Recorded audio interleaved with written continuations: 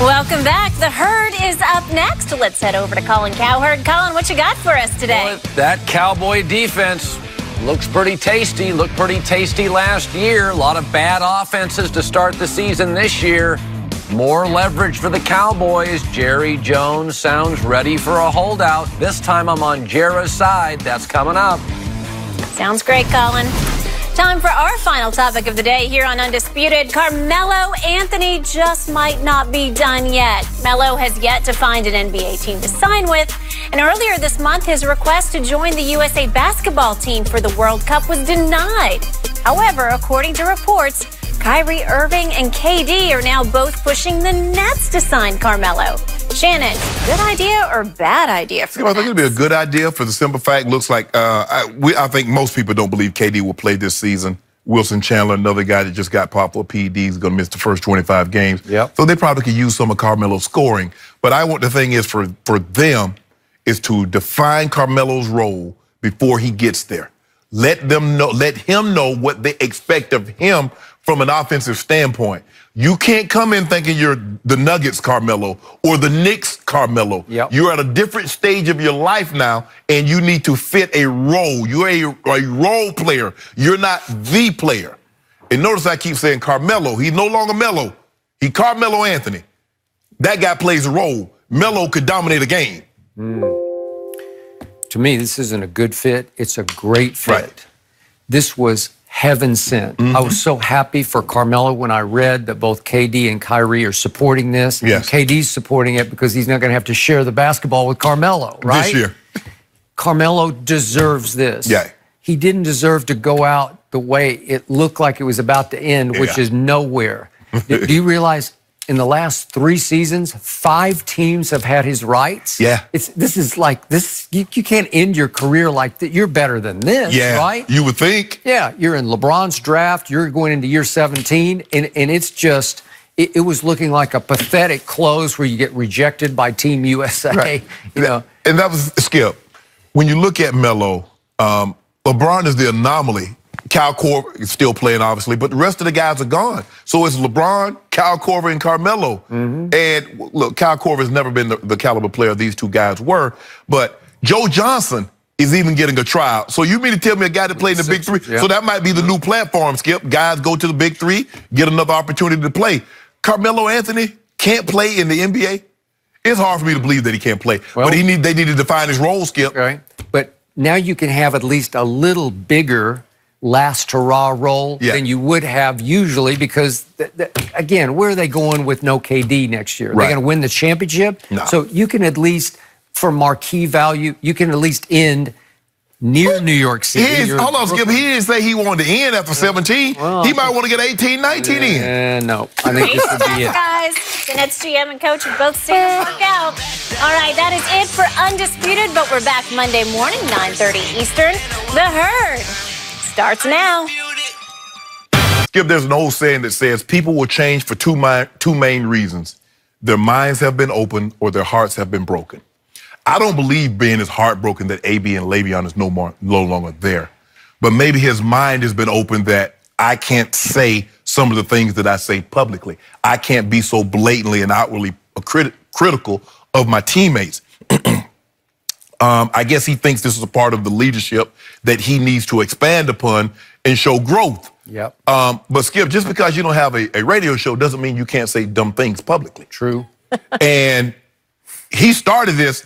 He started what he said about AB after the game in Denver, in James Washington, because that was really kind of what started. That started earlier in the season, Skip. You remember what? Maybe it was when Antonio, I think it was the second game of the season, when he was throwing the water cooler all on the field because Ben went throwing him the ball in Baltimore, and then he came back next week and he had a big game. Threw him like 20 balls, he caught like 16 or 17. But for me, this was more of a ploy, Skip. I mean, it's not like it's taken away from film study. It's not like Ben has to do something. Skip, we see Tom Brady does a radio show. He does. It's a call-in. You spend 10, 15 minutes. They don't ask you any questions, hard questions, because they ask you hard questions, guess what? They're not going to be working for that radio station because people tune in to hear what the player is going to have to say. WWEI, I mean, didn't they get rid of the guy that asked Tom Brady to, he said that Tom Brady's daughter was a brat or something like that? Yep. He's no longer there. So the questions are really, really, really nothing. But maybe Ben thinks this is a part of growth that he needs to show leadership and to show that, I get it. But Skip, I mean, just because you don't have a radio show doesn't mean you can't say dumb things. Nope. So hopefully he's learned his lesson from this and he can grow and it'll be a plus for him. Will you acknowledge some growth in Ben Roethlisberger at age 37? I'll see once the season starts. Okay, that's fair. To hear him talk. All right. To me, I see some growth. I at least see a 37-year-old quarterback who's trying to do the righter thing. This is a little big deal, but still a pretty significant deal. Another small positive step toward trying to become a better leader. Do I think you can just snap your fingers and say, I'm going to be the leader? No, you can't. You're pretty much born with whatever you're made of. But I think in small ways, you can get a little better at being the face of the franchise and not the leader, but a leader in the locker room. And I think, what was your expression about mind open, heart broken? Yeah. Okay. He was the mind. Was his heart broken? No, but it was hurt a little bit because he took his fair share of rightfully so. criticism. Rightfully so. He did, rightfully so. And he said to Michelle Tafoya last Sunday night on NBC, I regret what I said publicly. So to say, I'm not going to do the radio show, at least it's saying I'm going to try to save myself from myself. Because you get on there, you kick back with the phone up, whatever, if that's how he does it. Yeah, it's call in. Yeah, you just call in. Yeah. And he's not at the studio, obviously. And you start shooting from the lip. And if you're in a bad mood or you're over-emotional from what just happened the day before, you're going to say, Antonio just ran the wrong route. He broke it off, whatever, Or James Washington's just a kid. He hadn't figured out how to do this or that.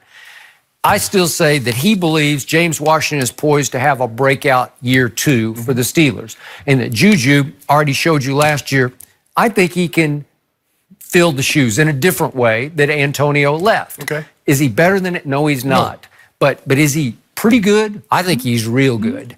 And I think Vance McDonald he's pretty good, right? And I agree. That would be high praise coming from you. I do. And then you've got Moncrief, and you got little Ryan Switzer, and you got Eli Rogers, and then you got 3 running backs James Conner and Jalen Samuels and Benny Snell. They're pretty good. Yeah. That's a pretty good trio to have. So you got weapons, and you've acknowledged the offensive line. Is it top? Oh yeah, they 3? They got it. Yeah. Okay. I mean, you look at them. You look at the Cowboys, the Colts, the Eagles, Steelers. They're top 5 offensive line. Okay. And I still say Devin Bush was the steal of the first round of the draft, and he will become the leader and driving force of a defense that did tie for the lead in sacks last year. I don't know. I think they're going to be pretty good. I think they're going to be a little better than Cleveland in that division. Okay. And I think they're going to be a little bit of a surprise team because I think a lot of people say, no AB, no Le'Veon. You're just not going to be what you used to be. You've lost too much star power.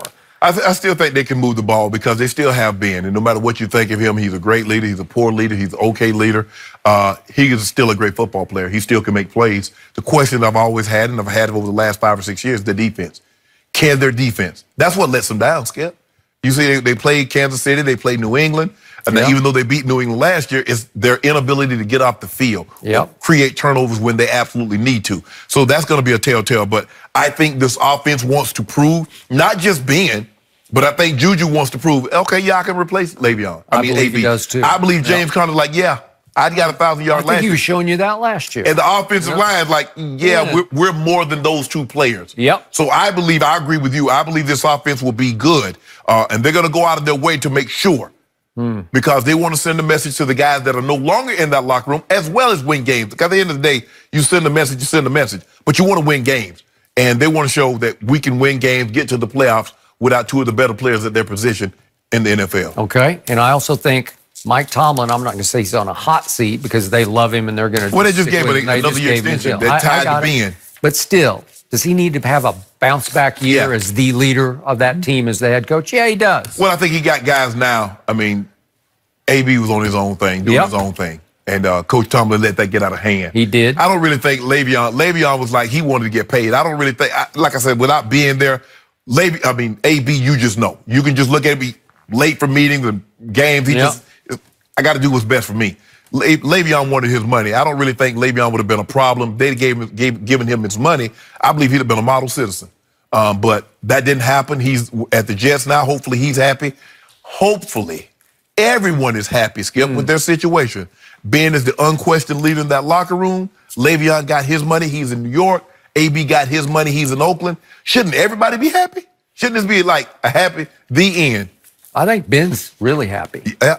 I do. Well, that's what he's saying. For some reason, he got a little extra pep in his step, and you don't know why. You don't know why he got extra pep in his step at 37. See, that's where you got to edit yourself. You don't need to take those little Yeah. So was that on the radio, or did he do that? He said that to reporters. Yeah, exactly. That's my thing. You don't really need to be on the radio to say dumb things. Okay, so I'm going to say one thing that you may say is dumb, but I'm on record with this. Ben Roethlisberger is my dark horse pick to win the MVP. Obviously, Patrick Mahomes has the world at his fingertips. He's got Andy Reid trying to do everything in Andy Reid's power to make him another MVP, right? So he should be the odds-on favorite, but I think Ben has enough weapons and enough motivation to say, watch this. But it's hard, Skip. It's hard for them preseason, those early picks for the MVPs. And Heisman, whatever else, it's hard to win that because that's a lot of pressure. It is. That's a lot of pressure on Mahomes. I mean, the second-year guy goes 50 and 5,000, and to come back and follow that up. I mean, I don't know if he'll ever do 50 and 5,000, but he's going to be in the 40s a lot as far as touchdown passes, Skip. It's going to be hard to beat him for that award. Now, how far his team will go is a whole nother. Well, if they gotten better defensively, with Honey Badger, I believe they've upgraded the safety position. And Frank Clark, I believe he's a slight. Somebody across from me is angling toward picking Kansas City to win the AFC this year. I might. Yeah, I can just hear it in your voice. Well, we already know who you're going to pick. Chalk. Okay. Yeah. Chalk? Yeah. Well, you always pick against the chalk. Because, I mean, look. But I tell you what, I know who's going to win the NFC East. Feel very comfortable. So do I.